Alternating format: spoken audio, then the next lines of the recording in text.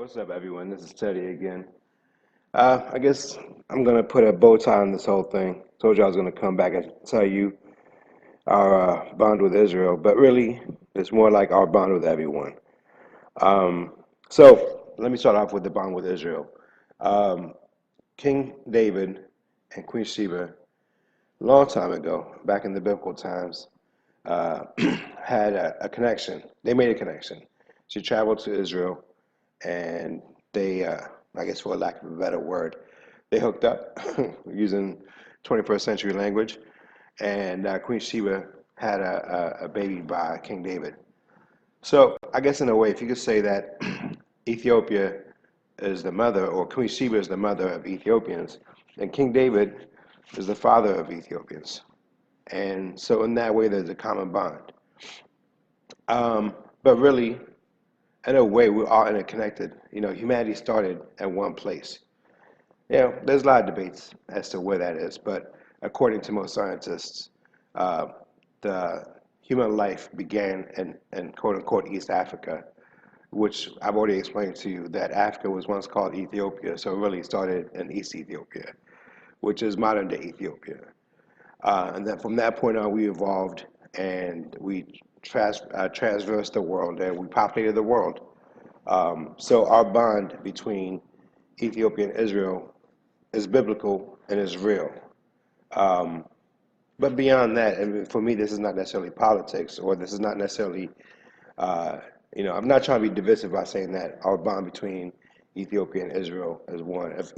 If humanity started in Ethiopia and then transversed the world, then we're all interconnected. So I'm just as much interconnected with Palestinians, with Indians, with Pakistani, with Chinese, with Vietnamese. If we all started at the source and then we expand outward, then we are in fact one people, and one people connected soul to soul makes us all human. Um, but let me go beyond that. One of the people that I respect a lot is Dr. Kofi, the former Secretary General of the UN. I think he spoke 7 languages, which is amazing to me. I wish I could speak 7 languages. I speak 1.5. I can barely speak Amharic, which is the language of Ethiopia. I'm pretty good with English. So 1.5. I speak Amharic zero point 0.5, and English I speak pretty much a 1, a solid 1 on that one. Um, if human beings had the ability to speak with one language, I don't think there would be any wars. If human beings saw each other as fellow human beings, there would be no war. It's because we speak different languages. It's because we have borders, different flags, and different customs and different traditions. It's because we're different that there's war, and because we have so many differences. That is what makes wars possible or conflicts possible. If we actually saw each other as this human being that started at one source and as fellow brothers and sisters, I think war would actually go away. But that's not possible. War has been going on ever since Cain and Abel. Um, so I started thinking, what is the common language of human beings? If it's not based on dialect, what is it? I realized that the common language that we have is pain. Every one of us has pain, and every one of us also have happiness. So in a way, the common language of human beings is pain and happiness. More so pain. So if I've gone through pain in my life, every time I talk to somebody that I just met off the street, for example, I met a woman named Cynthia yesterday, and we talked for like a good 20 minutes, and she told me her pain. And her pain is the fact that her husband passed away like 10 years ago, which I connected with her automatically because my father passed away 13 years ago. And then she told me that her husband, his birthday is October 27th, which is my birthday. So immediately we bonded as human beings. Now had I met this lady on Facebook, she's Caucasian, Ethiopian. I'm not sure what her political leanings are, but she's from Maryland, like the rural part of Maryland. So I'm pretty sure that maybe her politics might not be the same as mine. Had I met this lady on Facebook and started talking about politics, it would have been war. But because I met her face to face and we talked about common pain, we became good friends and we exchanged emails. And hopefully she's going to be listening to this or watching this today. So that's the common bond that we have. That's the common language that we have. That's the common core that we have, pain. There's also happiness too, because whenever I meet people and I tell them a joke, they immediately start laughing. So I think it was a movie called Training Day where the guy Ethan Hawke said the common, tears and happiness, pain and happiness.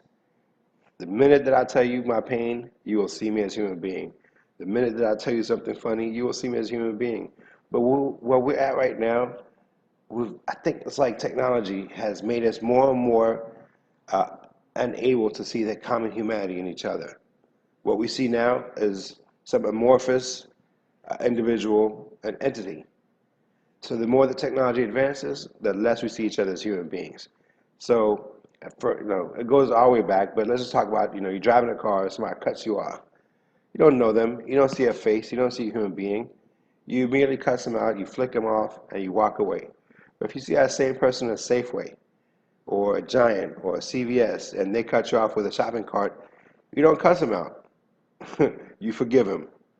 So as we advance, as we become more socially interconnected through Facebook, text messages, we see each other less and less as human beings. And that's the problem. That's why conflicts arise. Look, I live in for me, the greatest country in the world, America. And the founding fathers said that, our democracy is an evolution. It's going to get perfect over time. But in a way, it's kind of eroding over time. The less we see each other as fellow Americans. If I go to any website right now and I look at the comment sections, whether it's the Washington Post and the Huffington Post, even though the intent of the author of the article might have been positive, man, the amount of trolling that goes on is mind-boggling to me. Like, it doesn't make sense because had that same person met, for example, somebody like David Brooks or Eugene, I forgot his name for the Washington Post. I'm sorry, brother. But whoever it is, whoever the author is, the minute that you meet them, you're not going to cuss them out. But it's because we see each other as an invisible entity. 5 years ago, I wrote about an article called Depression Fake, which is like depression my love. 4 times in my life, I've kind of fell into a temporary depression, I guess you could call it. The first time was when I left Ethiopia at the age of 7. I came to America, a new land. At the age of 7, I had no friends here. So it was very hard on me. It was a struggle. I felt like I was born again in a new country. And so when you're born again in a new country and you have no friends, you're disconnected from your roots, most of us as immigrants fall into, whether you call it depression or a struggle, whatever you want to call it, you fall into a rut. So I evolved over time and then learned to love America. Second time was in 2008. I wanted to be a part of history. So I volunteered. I traveled to, I don't know how many states: Ohio, New Hampshire, North Carolina, Colorado. I think it was 20 states that I traveled to altogether, Virginia, um, Pennsylvania, and I volunteered. Meanwhile, I was doing my MBA full time at Johns Hopkins, working full time. I overstretched myself. And the reason that I finally got burned out is because my I was so intent on being part of history that I did not want to disappoint anyone. And so there was the director of constituency outreach, a great friend of mine named Carla Hicks. I was working with her hand in hand back in 2008. And the minute I started feeling burned out, I should have just told her, I can't do this anymore. I just need to take time for myself. But I was so worried about disappointing her that it put me into a cycle. So it's always been about external, not disappointing other people, instead of worrying about myself. So I guess what I'm trying to say is, at the end of the day, you know, charity starts at home. You can't be worried about, other people approving you or disappointing other people. Just take care of yourself. In 2008, had I done my part and walked away, instead of worrying about whether or not I'm going to disappoint someone, I would have been okay. Next, I guess, rut that I fell into was the following year, I tried to organize Ethiopians. I was so inspired by the Obama campaign that I thought I could be an organizer of Ethiopians as well. And I overdid it again. I worked too much. I spent too much of my money and put together an event called Ethiopian Appreciation Day at the Nationals Baseball Stadium. And for 3, 4 months, I worked on that continuously. And then, the event was successful. But again, I spent too much money out of my own pocket and I burned myself out. So that's number three. And the last one was like 2011. You know, it's not good to try and get over on this system. I'm not going to say what happened. I'll just leave that to God. But just know that if you ever think that you're going to be able to get over on anything, there's going to be repercussions. And so, when I wrote an article basically saying about that, I never knew the repercussions of that would be that people would kind of, people, if they saw me in person, whenever they meet me in person, they don't ever say these things. But on Facebook, on Twitter, on email, they say some of the most reprehensive things. To this day, people still tell me to do some, to whatever, they still say painful things. And I don't understand it, but I do understand it. It's because we see each other not as people, as human beings, but we see each other as entities, social media wise. Social media is an amazing thing, but the minute that we stop seeing each other as fellow human beings on social media, it becomes problematic. So I could go on for days about this. Don't ever give me a microphone. But I guess what I'm trying to say at the end of the day is that we're all interconnected, and technology is a great thing when used in the right way. But when used in the wrong way, it could be injurious to us, to all of us. So even, we live in a time of conflict, I guess you could say. Conflagration throughout the whole world. Supposedly peak oil, we're about to run out of oil. They've been saying that for 40 years, but at some point we will, though. Um, the access to water, that's a source of conflict. Shortage of food, that's a source of conflict. Um, you know, anything that's associated with technology. The more we advance, the more at some point we hit the peak of what we were able to do. Electricity. At some point, there's so many people coming online that at some point we're going to hit a peak. And when that happens, ultimate conflict will occur. I pray to God that doesn't happen in my lifetime. I laugh at it because it's too painful to even think about that. I mean, we've already had World War One and World War Two. We do not need World War Three. But and I guess maybe I was audacious enough to think in a way that I could be a part of the change that will prevent that from happening. But that's not my job. There's a reason why they elect politicians. There's a reason why there's a president in every country. I'm not a president. I'm just a taxpaying citizen. I should know my place in life. I've learned my place in life. When God teaches you in certain ways to humble yourself, and I've been very humbled. So let me go back to what I'm talking about when it comes to Ethiopian American. This is specifically for the African diaspora, which is really the Ethiopian diaspora. Because if Ethiopia was named Ethiopia before it became Africa, then we're all Ethiopians from the African diaspora. But really, if I don't mean to this to be, I don't mean this to kind of diminish the national pride of anyone. But the source of light started in Ethiopia. In a way, we're all Ethiopian, but not really because there's all kinds of countries in the world, and so we all have our unique identities. And so that at the common core, when someone says they're Indian, they take pride in that. When someone says they're Chinese, they take pride in that. Me too. When I say I'm Ethiopian, the country, not the continent or the source of human beings, but the country of Ethiopia, I'm prideful of that as well. But pride and patriotism taken too far could be a problem as well. So my pride in being Ethiopian does not diminish the pride the love that I have for Eritrea. Eritrea is a country right next to us. I love Eritrea equally. I love Israel equally. I love uh, Palestine equally. Every country in the world, we should be looking at this from a perspective of love. When we have pride in ourselves, it does not diminish the pride or the existence of another person as an individual or as a country. So, with that said, this message specifically is for my fellow African diaspora. I don't say this to diminish your pride in being Nigerian, or your pride in being from Liberia, your pride in being from Angola, or wherever you're from, or even as an African American. I'm not saying this to tell you stop calling yourself African American. That's your choice. But I think we're better off at some point calling each other Ethiopian American, because if we kind of unite under that umbrella, not Ethiopia, the country, but the continent. And by the way, look it up for yourself. Do your own research. You'll find out that Africa used to be called Ethiopia. If we unite under that umbrella, then we don't have to search. I joined an African American fraternity called Omega Psi Phi. I still have to this day called it African American fraternity. But imagine if we have a big umbrella that says Ethiopian American, and that under that umbrella we still have our individual traits, whether it's Nigerian, whether it's Cameroon, whether it's an African American person from South Carolina or from Ohio or Pennsylvania. If we have a big umbrella, then we have an identity finally.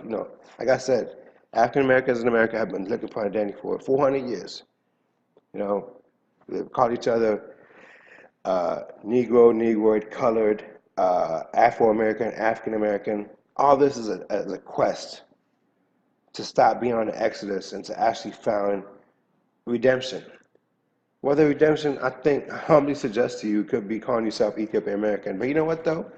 I planted a seed. I'm walking away from it. What you choose to call yourself from this point on, that's your choice, not mine. I know what I choose to call myself, Ethiopian American. Um, I'm not even going to try to be arrogant enough to say that our president, Barack Obama, is Ethiopian American. No, what he chooses to call himself is what he chooses to call himself. I have the most admiration that I have is for my president, Barack Obama, because he instilled in me the audacity to believe that I could do this. But one thing that he said was, be the change that you want to be. And he got that from Mahatma Gandhi, and Mahatma Gandhi got that from somebody else. But the common core is Obama's election was never about changing the world. It was about changing ourselves.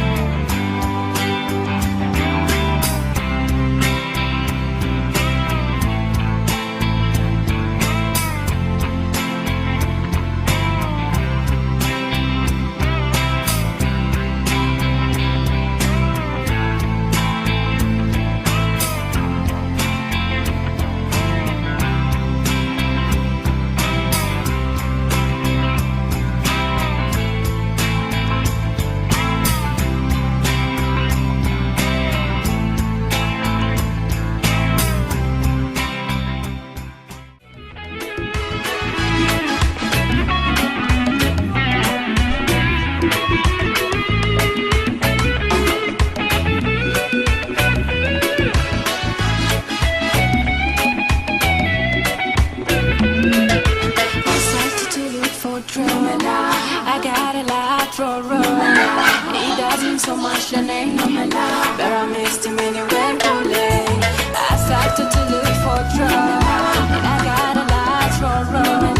It does mean so much the name, but I missed him anywhere too late. I started to look for trouble, and I got a lot road, road. It does mean so much the name, but I missed him anywhere.